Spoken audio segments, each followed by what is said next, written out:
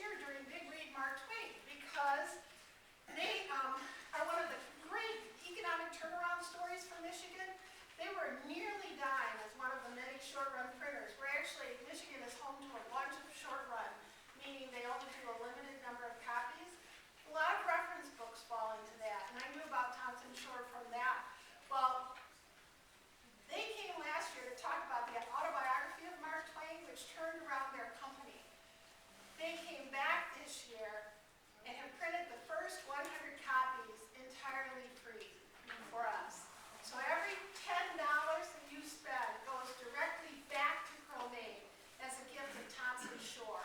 And we are very grateful to Kevin Spall and his team for working with us. They're going to help us get it up on Amazon. So if we sell out today, you'll be able to buy them on Amazon.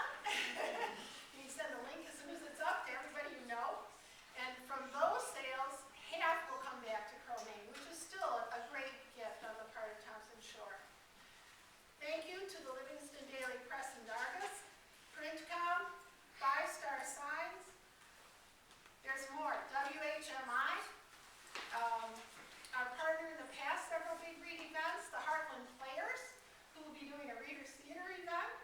They all add another exciting element to our Big Read novels, and they help us reach even more of our community. I'm very grateful.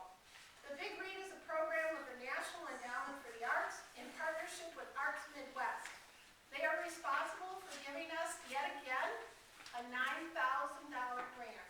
That is your federal tax dollars, as tight and as difficult and challenging as it is as we talk about all kinds of things in the political world. They're making the arts happen in small towns all across the nation.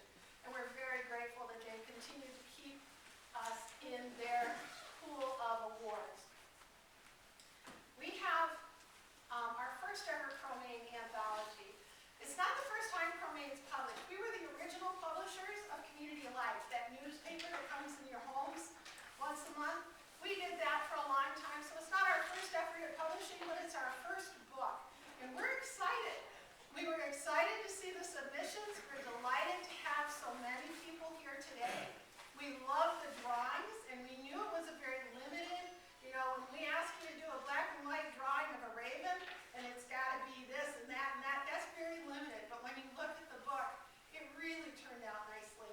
And we're very grateful that you were willing to put your name on a piece of work and share it with us so that we can share it with the world.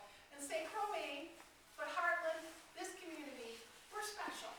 We've got people who do things, and they are excited about their product, and they're excited about that process of creativity.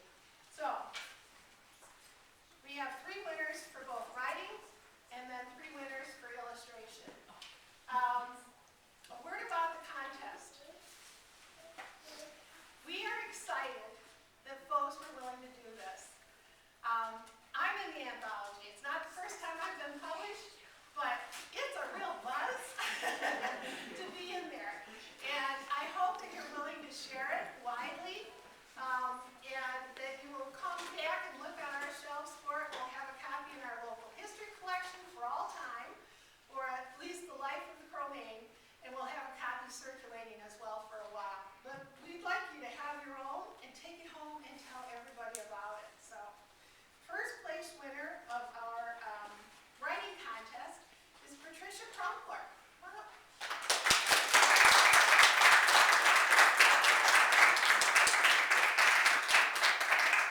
Mary Kaffmeyer, I saw you come in. Come on. Mary Kaffmeyer is from our trustees, and she's also the chair of our Community Relations Committee. She's an elected trustee from Tyrone Township, and we're delighted to have her here. So I'm going to let Mary give you. It's an award of $75. Which is this the first? For you is the first prize? First prize, yeah. Excellent. Patricia came from Florida. And we have one to give you as well. So thank you very much. Patricia will be reading her work immediately following the awards presentation. All right? Okay. Thank you very much.